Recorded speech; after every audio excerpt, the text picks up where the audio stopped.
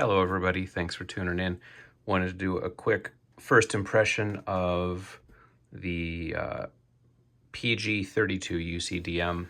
I had always wanted a 32-inch monitor, even going back many years ago, but they never had kind of the specs that I wanted.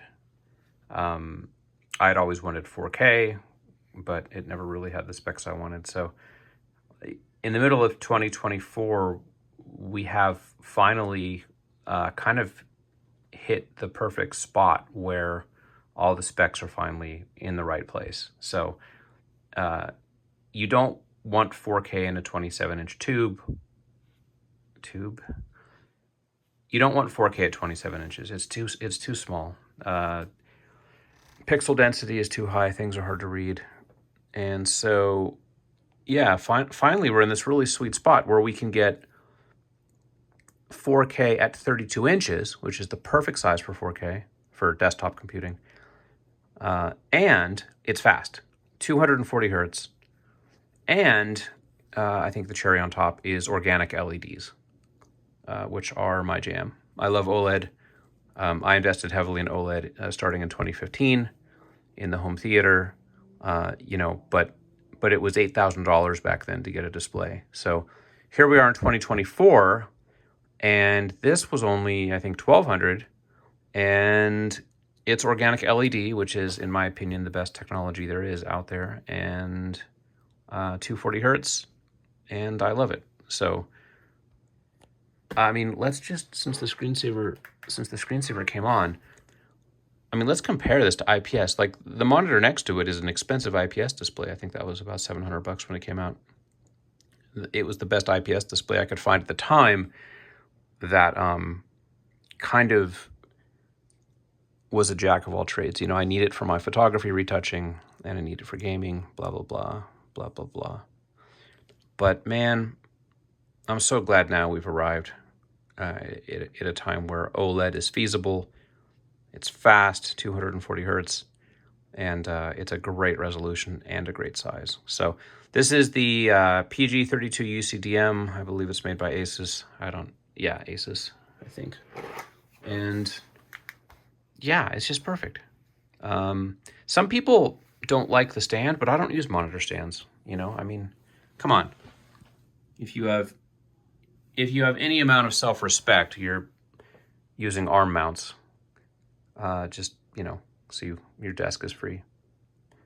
But yeah, it's amazing. So actually what I was looking at, by the way, I've not hardware calibrated this. I've not attached my calibration device. So I am just running it with stock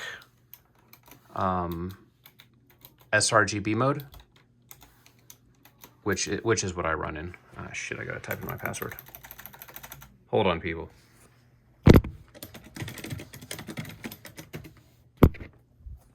So stock sRGB mode, that's what I run all displays at, just to start off with, because yeah, that's just what I do.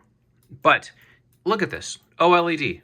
So what do we get? We finally get actual blacks with organic LED. Each pixel is its own light bulb, and that's just fucking amazing. 240 hertz refresh rate, perfect blacks. And once you go OLED, you don't go back, because it kind of makes you realize what a shitty technology LCD is. Liquid crystal, we've had for 50 plus years now, and it requires a backlight, and the backlight is pretty much always on.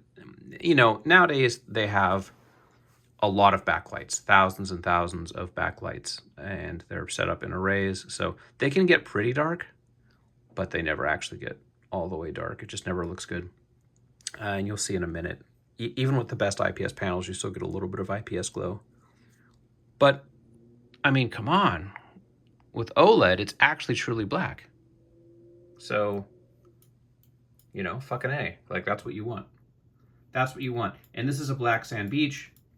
And the colors are just perfect. There's no delay. So I do have a 4080 Super and top of the line CPU and 64 gigs of RAM. That might be helping the performance, but I don't know, man.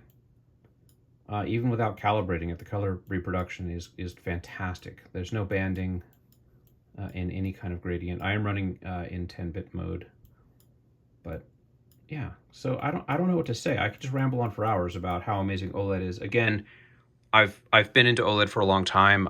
You know, I bought the LG Signature G6 when it came out, I think in 2015. And again, that was like 8 or 9 grand. But I wanted a paper thin display, just to have a solid piece of glass that was paper thin in the middle of my family room was worth it. But I waited for desktops, for PC computing. I waited and waited and waited until it got good enough. So it's finally good enough.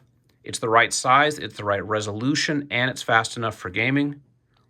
And yeah, and there's a few companies out there using this panel, so you have a few options. I went with the Asus, and yeah, fucking A, man. It's just amazing. I don't know what else to say. Just buy it. Just buy it. Don't even think twice. No, I just skip. So yeah, I mean, this shit just looks amazing. The skin tones look just like freaking beautiful. Let's put something on YouTube. Here's a 4K video on YouTube. Yeah, and you're looking at it through a shitty video recorded on an iPhone 10 or whatever, so I apologize. But why am I zoomed in? I don't know why I'm zoomed in. Yeah, people complain about the Asus model because like it like casts some light on the ground, but I don't see anything. I don't know. I didn't install the stand, so I think the stand does a bunch of stuff that people don't like, but I don't use the stand.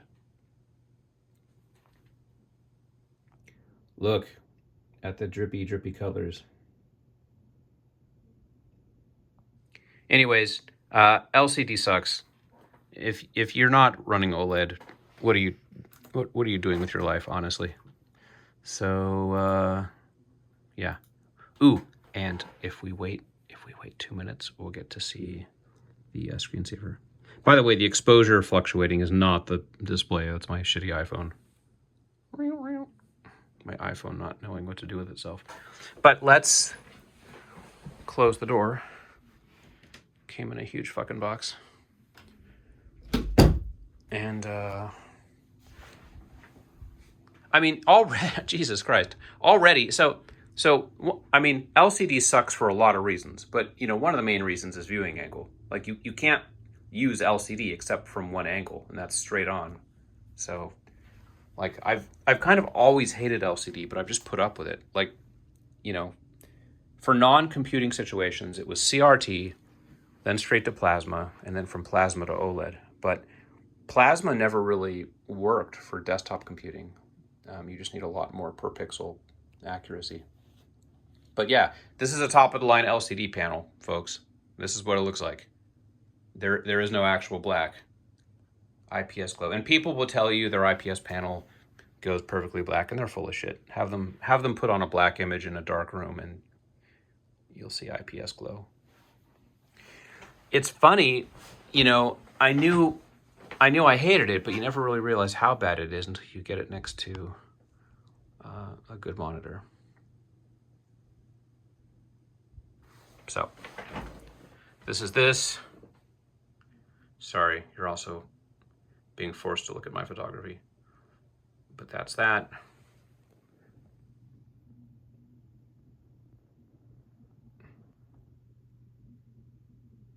And it just has resolution for days. Resolution for days. I mean, I could keep zooming in if the iPhone... Oh, here we go. Screensaver. Screensaver. Come on. Come on. Focus in the dark.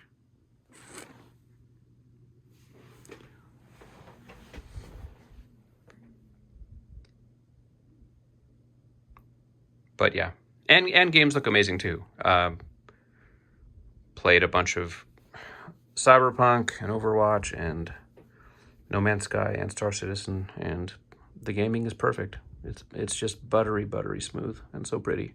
I did update the firmware to the latest. This is like the 105 firmware that came out, I think, about a week ago. So I actually didn't spend much time on the base firmware. I think updating the firmware is one of the first things I did when I plugged it in. Oh, and it does all this shit on the back, but people didn't like that either. But I don't know why you... Like, I can't even see that. I don't notice that. It's not even bright enough to, like, light up my room, so I don't know why people don't like that. But yeah, don't use a stand. Get a Visa mounted desk arm. Words. Anyways, PG32UCDM, just get it. Just get it. Why not? Why the hell not, right? OLED now has been out long enough. It's market tested. And you get what you pay what you get for. You get what you pay for. So don't buy a cheap OLED, because then you're going to be wondering why it has weird burn-in issues.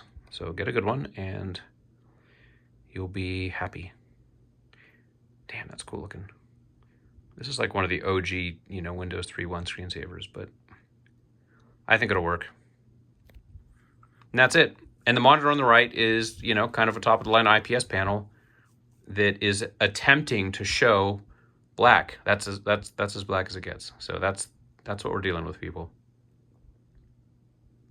Jesus, 12 minutes long. Anyways, I highly recommend it, at least with my first impressions, right? Maybe I'll make a follow-up if something goes terribly wrong. But for now, it's Amazeballs.